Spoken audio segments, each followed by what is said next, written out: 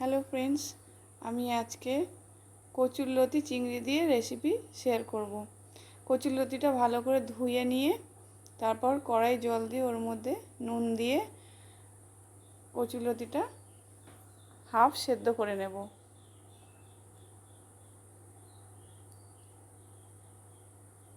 তারপর কড়াই তেল দিয়ে চিংড়িটা ভেজে নেব।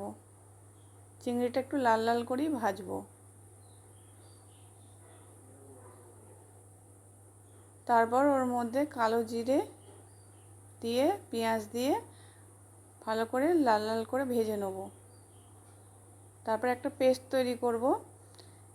সাদা সর্ষে, কাঁচা লঙ্কা, আদা, রসুন দিয়ে পেস্ট করব। তারপর ভালো করে ওটাকে কষে নেব।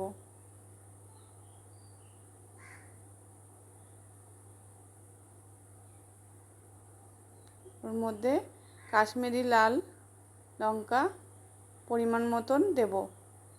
তারপর হলুদ, লবণ, তারপর পরিমাণ মতন একটু চিনি দেব। দিয়ে ভালো করে নাড়াচাড়া করে নিয়ে ওর মধ্যে চিংড়িটা দিয়ে দেবো। চিংড়িটা দেওয়ার পর ওটাকেও ভালো করে কষিয়ে নিয়ে কচুরলতিটা দিয়ে দেবো। কচুরলতিটা দেওয়ার পর একটু ভালো করে কষে নিতে হবে যাতে কোনো মশলার গন্ধ না করে।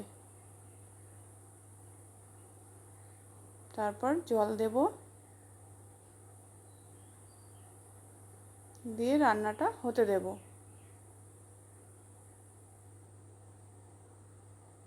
তারপর যখন জলটা একটু কমে আসবে, কমে আসার পর দেখতে হবে যে মাখা মাখা হচ্ছে কি না। এরকম মাখা মাখা যখন হবে তখন আমাদের রান্না রেডি, কচুরলতি রেডি।